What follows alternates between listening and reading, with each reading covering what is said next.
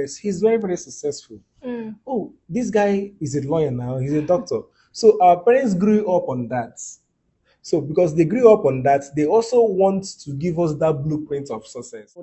Some of the problems that also comes with that is that their social currency will be diminished. It will Mm. be depreciated. The reason is because whilst we were growing up, the standard profession that our parents projected to us was you have to be a doctor, you have to be a nurse, you have to be an engineer, you have to be a lawyer. So they place that kind of like standard. They will praise you, and I think that most of the times they will base their respect on you based on your profession. Nigerians are the most educated African immigrant community Mm. in the US today. When it comes to that, parents are the ones who are usually deciding, because here in the Philippines, if you're a lawyer, if you're a doctor, if you're a nurse, if you're any in a health related, profession, they will see you so high. Hello, guys. This is Promise, the host of Simply Promise and You. You're welcome to my YouTube channel. Please make sure you like, share, and subscribe.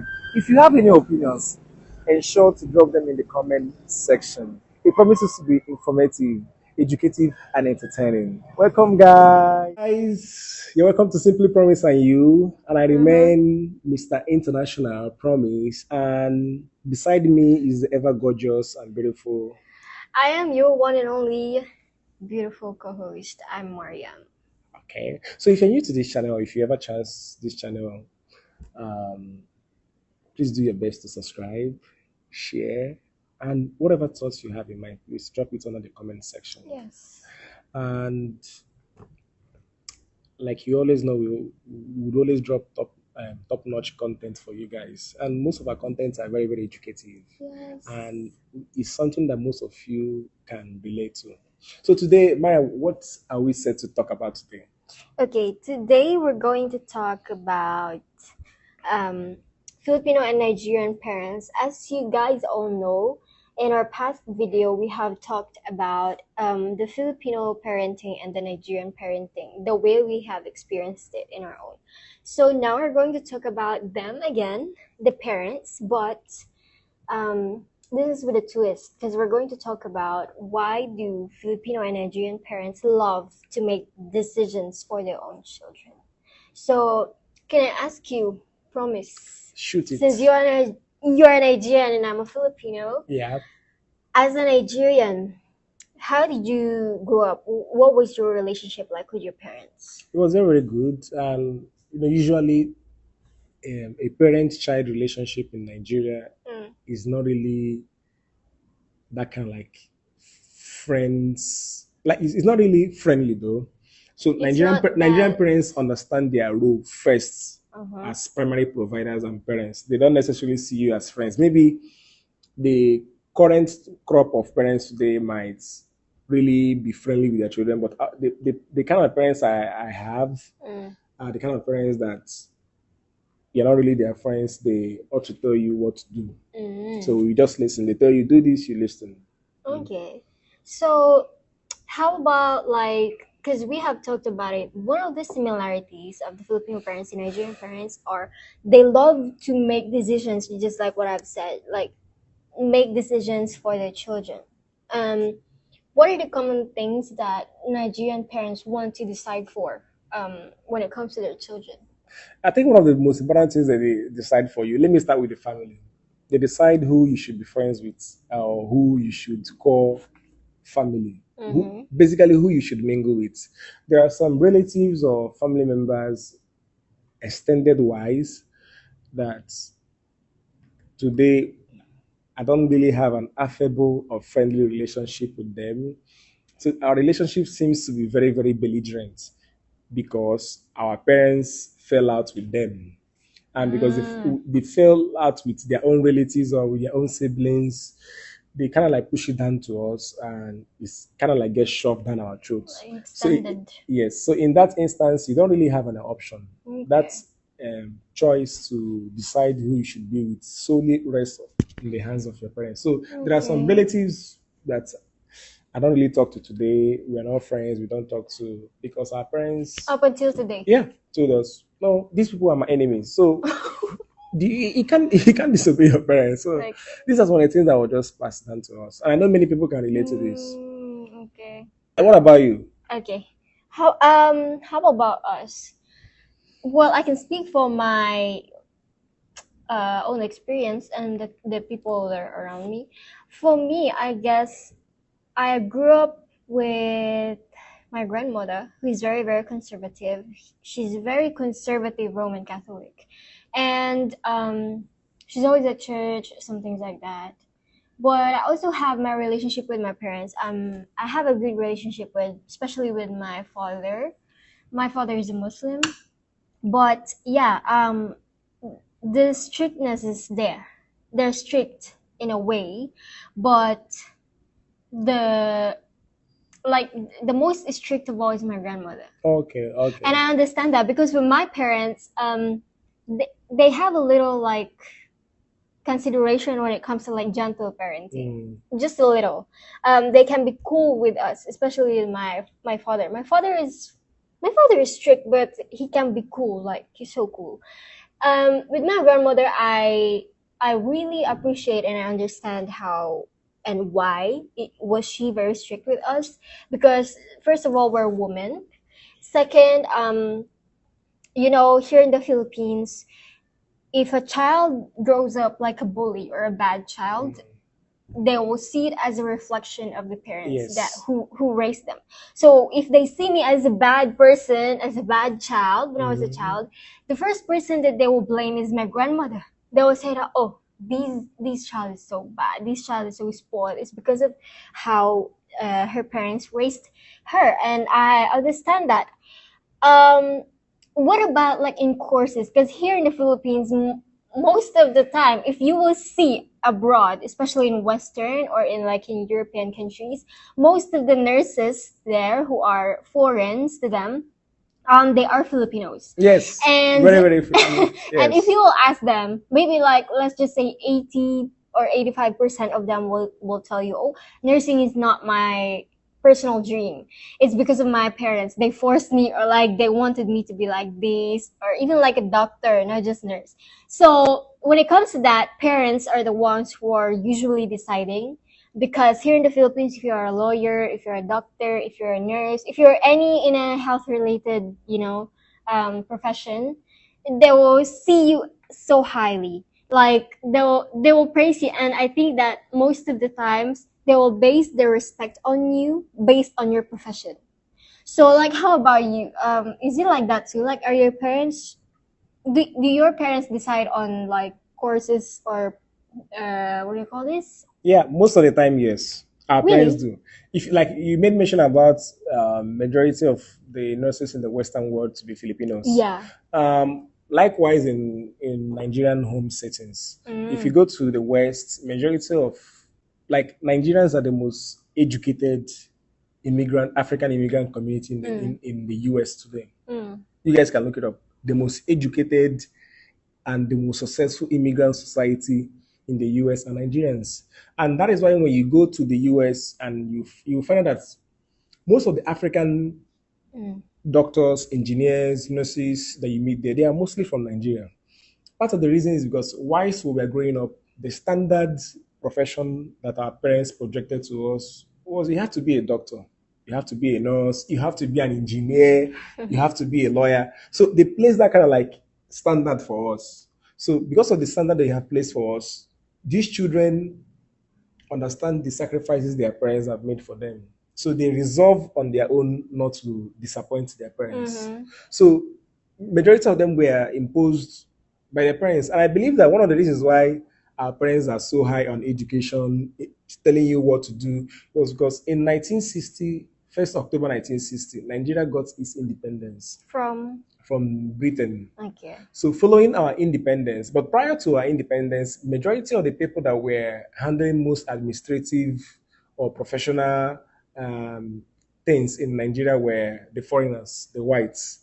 So when the British were preparing to exit our country, Mm. Nigeria started exporting its citizens who were going to the West to study. Are you getting it? So when they were going to the West to study, unlike now, Mm. whereby most Africans, when they study in the West, they tend to stay there. But those days, when they studied in the West, they come back home. So when they were coming back home, they were coming to replace the colonial masters who were exiting the country. So parents then saw, oh, this guy that came back from Britain, this guy that came back from Germany, that came back from US, he's very, very successful. Oh, this guy is a lawyer now, he's a doctor. So our parents grew up on that. So because they grew up on that, they also want to give us that blueprint of success. Because they believe that for you to be successful, you have to be this, a doctor, this, and that. So they kind of like impose that on us. And we imbibed that, we took that on, and we carried on. I think that's one of the reasons why things are like this. So these are as a result of what our parents are imposing on us. Okay, like let me ask you though.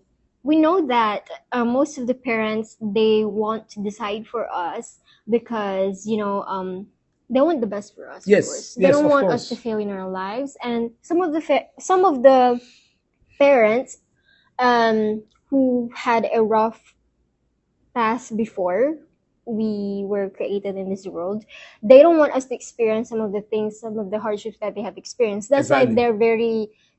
they're very meticulous in decision making about your future. But like, let me ask you, if these are the pros of that kind of parenting, do you think there are cons too? Because let me tell you, here in the Philippines, even if you're 24 years old and you wanted to go to a birthday party, if your parents says no, then you shouldn't go, especially if you're from province. And if your parent says no, you cannot go, you cannot go. That even if you're 24 years old, you're not a minor anymore. But like, I think I observed that those people who were raised that way, I'm not questioning your parenting style, but this is what I observed. Those kids, most of them has a not so good decision making. They're very indecisive. So how about you? Are there any cons that you see when it comes to that parenting? Yeah, it is a material word. So, of course, if there are pros, there Pros should be or cons, cons. okay. Because this is a word that is being organized and that is being run by human beings. So, cons or disadvantages tend to exist. So, in as much as we are trying to speak about the cons, let's look at some of the pros. I think one of the pros that comes with this is that it instills some form of discipline Okay, in children, yeah, sure. and it creates a form of obedience. Yeah. So if you can have a child that obeys their parents, it gives them discipline. The child knows that for me to uh, do that which my parents expect me to do, I need to develop obedience, and obedience leads to discipline. And discipline is what will really guide you in whatever profession that you find yourself. And that is why if you realize that the majority of the people that listen to their parents, obey their parents, you realize that most of them turn out becoming good citizens, especially children that grow up in a two-parent household. Yeah, in as much as we are speaking about these pros, some of the cons that comes with it is that you made mention about they might not really be good decision makers. In as much as they might not really be good decision makers, let's think about this too. They can also be team members. In as much as you might say they might not be good decision makers, because they would always want to discuss with people. What do you think about this? So people like that. Oh, that's a nice Do you one. get it? People like that, they will be like, Maria, I want you to give me your input about this. Okay. Are you getting it? Such people, they try to like blend or gather information from people and decide on their own, which is kind of like a pro.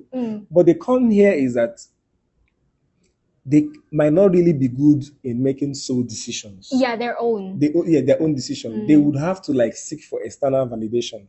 They would have to seek for people giving an input. Yeah. Sometimes they might not really trust their own themselves. And some of the problems that also comes with that is that their social currency will be diminished. It will be depreciated. Yeah. Because I'll give you an example. When I was growing up, I started like there are certain places I can't go to. It wasn't because I'm religious. It was because I didn't want to like hurt my parents, especially my mom, because my mom is very, very, very caring. Most guys that were my age mates, they were going out, going to fight the world, trying to know what's in the world. When I say in the world, I don't mean worldly things of the world religiously. But like you realize that when they were going out into the world, they were gaining certain experiences. And Okay. me, the homeboy, stuck at home, Mm. you know, those kind of stuff, my social currency depreciated. I get it. So these are some of the cons that comes with it. Mm-hmm. Yeah, and guys, before we close this video, we would like to say to you guys that we are not questioning any of your parents' parenting styles, but we are here to share our own experiences and our thoughts or our point of views when it comes to these things. And if you have also some thoughts or Even me, let me also say this. I love my parents. yeah, of I course, love what yeah. my parents did for me. Like, and one of the most important things that I believe that my parents did for me that till dates I will never forget. My father always told me there are two Mm, things that I have given you guys, which is very important. He said number one is introducing us to the Church of Jesus Christ of Latter-day Saints. mm, Second is education. mm-hmm. So these things that my parents gave me, I will never forget them. They are very, very Yeah, important to me. the way you said it, I also remembered my dad, especially my dad, because my dad didn't want us to go.